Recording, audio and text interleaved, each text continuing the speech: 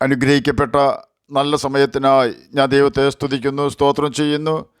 ദൈവവചനം ശ്രവിച്ചുകൊണ്ടിരിക്കുന്ന എല്ലാ ദൈവമക്കൾക്കും വീണ്ടും വരാമെന്നരുളി ചെയ്തവനായ കർത്താവായ യേശു ക്രിസ്തുവിൻ്റെ ധന്യനാമത്തിൽ ഞാൻ എൻ്റെ സ്നേഹവന്ദനം അറിയിക്കുന്നു. ഇന്നത്തെ അല്പസമയത്തെ ചിന്തയ്ക്കായി ഉൽപ്പത്തി പുസ്തകം 18-ാം അധ്യായം 17-19 വാക്യങ്ങൾ നമുക്ക് വായിക്കാം. ഞാൻ ചെയ്യുവാനിരിക്കുന്നത് അബ്രാഹാമിനോട് മറച്ചു വയ്ക്കുമോ?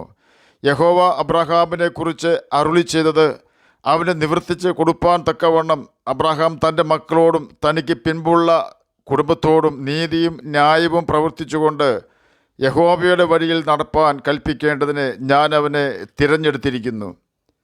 അനുഗ്രഹിക്കപ്പെട്ട വേദവാക്യമാണ് നാം കേട്ടത്. ഒരു സ്നേഹിതനോട് സംസാരിക്കുന്നത് പോലെ തന്നെയാണ് യഹോവ അബ്രാഹാമിനോട് സംസാരിക്കുന്നത്. ദൈവം പറയുന്ന കാര്യങ്ങൾ അനുസരിക്കുവാൻ അബ്രാഹാം തയ്യാറായിരുന്നു. ദൈവം അബ്രാഹാമിനോട് പറയുകയാണ്, നീ നിൻ്റെ ദേശത്തെയും ചാർച്ചക്കാരെയും പിതൃഭവനത്തെയും വിട്ടു പുറപ്പെട്ട് ഞാൻ നിന്നെ കാണിപ്പാനിരിക്കുന്ന ദേശത്തേക്ക് പോവുക. ഉൽപ്പത്തി പുസ്തകം 12-ാം അധ്യായം 1-ാം വാക്യത്തിലാണ് ഇത് രേഖപ്പെടുത്തിയിരിക്കുന്നത്. അബ്രാഹാം തനിക്ക് അവകാശമായി കിട്ടുവാനിരുന്ന ദേശത്തേക്ക് യാത്രയാകുവാൻ വിളിക്കപ്പെട്ടാറെ അനുസരിച്ച് എവിടേക്ക് പോകുന്നു എന്ന് അറിയാതെ പുറപ്പെട്ടു എന്ന് എബ്രായർക്ക് എഴുതിയ ലേഖനം 11-ാം അധ്യായം 8-ാം വാക്യത്തിൽ രേഖപ്പെടുത്തിയിരിക്കുന്നു. ദൈവവിളി കേട്ട് ഇറങ്ങിത്തിരിച്ച തൻ്റെ കൂടെ ദൈവവിളി കേൾക്കാതെ തന്നോടൊപ്പം ഇറങ്ങിത്തിരിച്ച ലോത്തും ദ്രവ്യാഗ്രഹിയായ അവൻ്റെ ഭാര്യയും ഉണ്ടായിരുന്നു.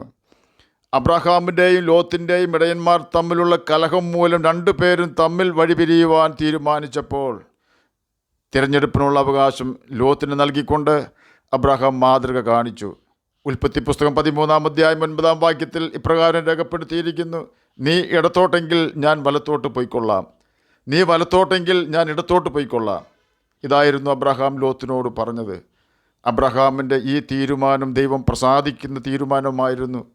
നാം ദൈവം പ്രസാദിക്കുന്ന തീരുമാനങ്ങളാണോ എടുക്കുന്നത്?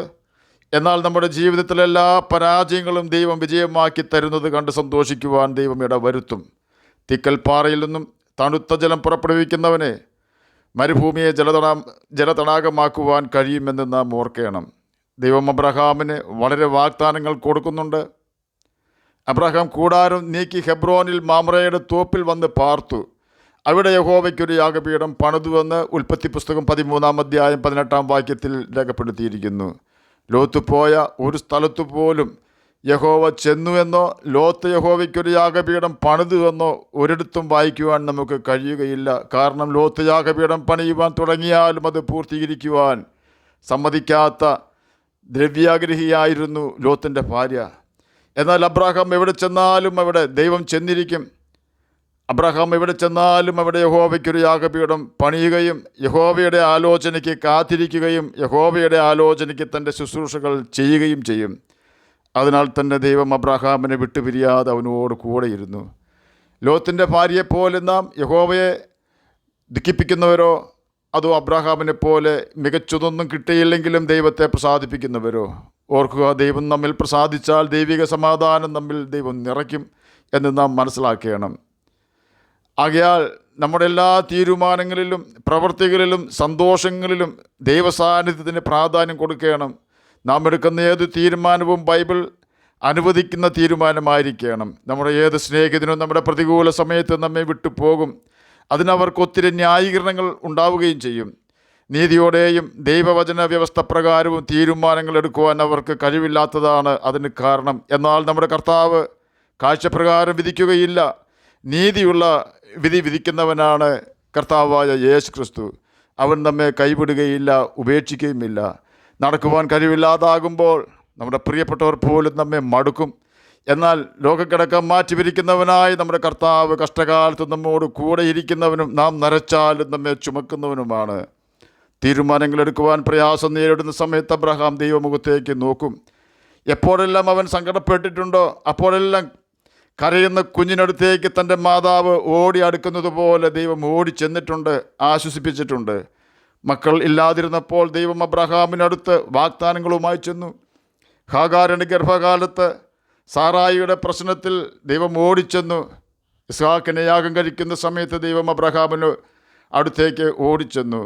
ലോത്ത് തന്നെ വിട്ടു പിരിഞ്ഞ് നീരോട്ടമുള്ള സ്ഥലം തിരഞ്ഞെടുത്തപ്പോൾ ദൈവം അബ്രഹാമിനെ ആശ്വസിപ്പിക്കുവാൻ ഓടിച്ചെന്നു. മാമറയുടെ തോപ്പിൽ തൻ്റെ ഭാര്യയെ അടക്കം ചെയ്യുന്നതിന് ദേശനിവാസികളുടെ ഹൃദയം തനിക്ക് അനുകൂലമാക്കുവാനായി ദൈവം അബ്രഹാമിന് തുണ നിന്നു. ഒരു കച്ചവടക്കാരനായി സ്വദേശത്താരാലും അറിയപ്പെടാത്ത അരാമിനായി ഒടുങ്ങിത്തീരുമായിരുന്ന അബ്രഹാം ഇന്ന് ബഹുജാതികൾക്ക് പിതാവാണ് എന്ന് നാം ഓർക്കണം. ലോത്ത് താമസിച്ചിരുന്ന സൊദോം ഗൊമോറയെ ന്യായം വിധിക്കുവാൻ ദൈവം ഒരുങ്ങുന്നു എന്നാണ് അബ്രഹാമിന് വെളിപ്പെട്ടത്. അബ്രഹാമിൻ്റെ ഹൃദയത്തിലെ ആഗ്രഹം അറിയുന്ന ദൈവം അബ്രഹാമിനെ ഓർത്ത് ലോത്തിനെ വിടുവിച്ചു. അബ്രഹാം ദൈവത്തെ പ്രസാദിപ്പിച്ചുകൊണ്ട് ജീവിച്ചതുപോലെ നാമും ദൈവത്തെ അനുസരിച്ച് ജീവിച്ചാൽ നമ്മുടെ പ്രിയപ്പെട്ടവർ ദുഃഖത്തിലാകേണ്ടുന്ന സാഹചര്യത്തിൽ നമ്മെ അറിയിക്കുകയും നമ്മെ ഓർത്ത് നമ്മുടെ പ്രിയപ്പെട്ടവരെ വലിയ ന്യായവിധിയിൽ നിന്ന് രക്ഷിക്കുകയും ചെയ്യുന്നവനാണ് കർത്താവായ യേശു ക്രിസ്തു.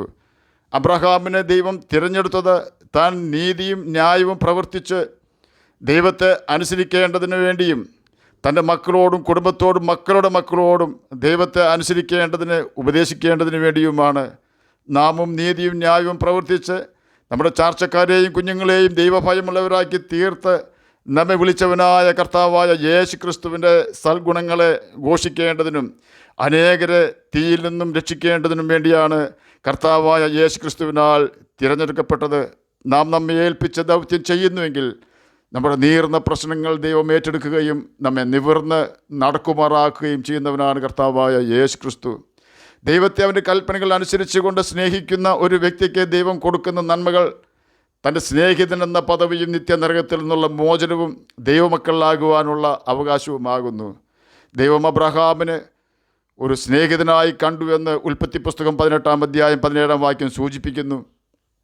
ഞാൻ ചെയ്യുവാനിരിക്കുന്നത് അബ്രഹാമിനോട് മറച്ചു വയ്ക്കുമോ എന്നാണ് ദൈവത്തിൻ്റെ വാക്കുകൾ കേട്ടനുസരിക്കുകയും ദൈവത്തെ വിശ്വസിക്കുകയും ചെയ്ത അബ്രഹാമിനോട് ദൈവം ചോദിക്കുന്നത്. യഹോവയുടെ സഖിത്വം തൻ്റെ ഭക്തന്മാർക്ക് ഉണ്ടാകും, അവൻ തൻ്റെ നിയമം അവരെ അറിയിക്കുന്നുവെന്ന് 25 സങ്കീർത്തനം 14 യഹോവയായ കർത്താവ് പ്രവാചകന്മാരായ തൻ്റെ ദാസന്മാർക്ക് തൻ്റെ രഹസ്യം വെളിപ്പെടുത്താതെ ഒരു കാര്യവും ചെയ്യുകയില്ല എന്ന് ആമോസിൻ്റെ പുസ്തകം 3 അധ്യായം 7 ഇപ്പോൾ അബ്രഹാമിന് അവൻ്റെ ഭാര്യയെ മടക്കി കൊടുക്കുക, അവനൊരു പ്രവാചകനാകുന്നു എന്ന് ദൈവം അബ്രഹാമിനെ കുറിച്ച് പറഞ്ഞത് ഉൽപ്പത്തി പുസ്തകം 20 അധ്യായം 7 രേഖപ്പെടുത്തിയിരിക്കുന്നു. ഇതിൽ നിന്നെല്ലാം മനസ്സിലാക്കുവാൻ കഴിയുന്ന ഒരു യാഥാർത്ഥ്യം, നാം ദൈവവചനമാകുന്ന ബൈബിൾ വായിക്കുകയും അതിൽ അനുസരിക്കണമെന്ന് ദൈവം എഴുതിയിരിക്കുന്ന കാര്യങ്ങൾ നാം അനുസരിക്കുകയും ചെയ്താൽ മറ്റാരോടും പറയാത്ത രഹസ്യങ്ങൾ ദൈവം നമ്മെ അറിയിക്കുകയും നമ്മെ ദൈവം തൻ്റെ സ്നേഹിതനും പ്രവാചകനുമായി ഉയർത്തുകയും ചെയ്യും എന്നതാണ്. എൻ്റെ സ്നേഹിതനായ അബ്രഹാം എന്നാണ് അബ്രഹാമിനെക്കുറിച്ച് യെശയ്യാ പ്രവചനം 41 അധ്യായം 8 രേഖപ്പെടുത്തിയിരിക്കുന്നത്. എന്നെ കേൾക്കുന്ന പ്രിയ ദൈവമകനെ, ദൈവമകളെ, നമ്മെ നോക്കി ദൈവത്തിന് പ്രകാരം പറയുവാൻ കഴിയേണ്ടതിന് ബൈബിൾ വായിക്കുവാനും അതിന് പ്രകാരം ജീവിക്കുവാനും ഇന്ന് തന്നെ നമുക്ക് തീരുമാനമെടുക്കാം. ഇവൻ എൻ്റെ പ്രിയപുത്രൻ, ഇവനിൽ ഞാൻ പ്രസാദിച്ചിരിക്കുന്നു എന്ന് മത്തായി എഴുതിയ സുവിശേഷം 3 അധ്യായം 17 യേശുവിനെക്കുറിച്ച് പിതാവ് സ്വർഗത്തിൽ നിന്നും അരുളി ചെയ്യുന്നു. എന്നെ അയച്ചവൻ എന്നോട് കൂടെയുണ്ട്, ഞാൻ എല്ലായ്പ്പോഴും അവന് പ്രസാദമുള്ളത് ചെയ്യുന്നത് കൊണ്ട് അവൻ എന്നെ ഏകനായി വിട്ടിട്ടില്ല എന്ന് യോഹന്നാൻ എഴുതിയ സുവിശേഷം 8 അധ്യായം 29 ഞാൻ എൻ്റെ പിതാവിൻ്റെ കൽപ്പനകൾ പ്രമാണിച്ച് അവൻ്റെ സ്നേഹത്തിൽ വസിക്കുന്നത് പോലെ നിങ്ങൾ എൻ്റെ കൽപ്പനകൾ പ്രമാണിച്ചാൽ എൻ്റെ സ്നേഹത്തിൽ വസിക്കുമെന്ന് യോഹന്നാൻ എഴുതിയ സുവിശേഷം 15 അധ്യായം 10 ദൈവം തന്നെ അനുസരിക്കുന്നവർക്ക് നൽകിയ പരിശുദ്ധാത്മാവ് എന്ന് അപ്പോസ്തല പ്രവൃത്തികൾ 5 അധ്യായം 32 സത്യത്തിൻ്റെ ആത്മാവ് വരുമ്പോഴോ അവൻ നിങ്ങളെ സകല സത്യത്തിലും വഴി നടത്തും എന്ന് യോഹന്നാൻ എഴുതിയ സുവിശേഷം 16 അധ്യായം 13 ആദ്യ ഭാഗത്തും രേഖപ്പെടുത്തിയിരിക്കുന്നു. ദൈവാത്മാവ് നമ്മെ ഗൈഡ് ചെയ്യുന്ന വഴിയിൽ നാം യാത്ര ചെയ്യുവാൻ തുടങ്ങിയാൽ ബൈബിളിൽ ദൈവം അനുവദിച്ചിരിക്കുന്ന ജീവിത രീതി നാം പിന്തുടരുമെങ്കിൽ നിശ്ചയമായും നാം ദൈവത്തിൻ്റെ മക്കളാകും എന്ന് റോമർക്ക് എഴുതിയ ലേഖനം 8 അധ്യായം 14 നമുക്ക് ഉറപ്പ് തരുന്നുണ്ട്. ദൈവാത്മാവ് നടത്തുന്നവർ ഏവരും ദൈവത്തിൻ്റെ മക്കൾ ആകുന്നു എന്ന് റോമർക്ക് എഴുതിയ ലേഖനം 8 അധ്യായം 14 രേഖപ്പെടുത്തിയിരിക്കുന്നു. നിങ്ങൾ മക്കളാകൊണ്ട് അബ്ബാ പിതാവേ എന്ന് വിളിക്കുന്ന സ്വന്തം പുത്രൻ്റെ ആത്മാവിനെ ദൈവം നമ്മുടെ ഹൃദയത്തിൽ അയച്ചു. അങ്ങനെ നീ ഇനി ദാസനല്ല പുത്രനത്രേ, പുത്രനെങ്കിലോ ദൈവഹിതത്താൽ അവകാശിയുമാകുന്നുവെന്ന് ഗലാത്യർക്ക് എഴുതിയ ലേഖനം 4 അധ്യായം 6-7 രേഖപ്പെടുത്തിയിരിക്കുന്നു. പ്രിയമുള്ളവരെ, നാം ഇപ്പോൾ ദൈവമക്കൾ ആകുന്നു. നാം ഇന്നതാകുമെന്ന് ഇതുവരെ പ്രത്യക്ഷമായില്ല. യേശു ആകാശമേഘത്തിൽ പ്രത്യക്ഷനാകുമ്പോൾ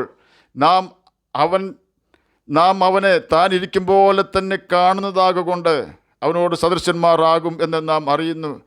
അവനിൽ ഈ പ്രത്യാശയുള്ളവനെല്ലാം അവൻ നിർമ്മലനായിരിക്കുന്നത് പോലെ തന്നെ തന്നെ നിർമ്മലീകരിക്കുന്നു എന്ന് 1 യോഹന്നാൻ 3:2-3 വാക്യങ്ങളിൽ രേഖപ്പെടുത്തിയിരിക്കുന്നു.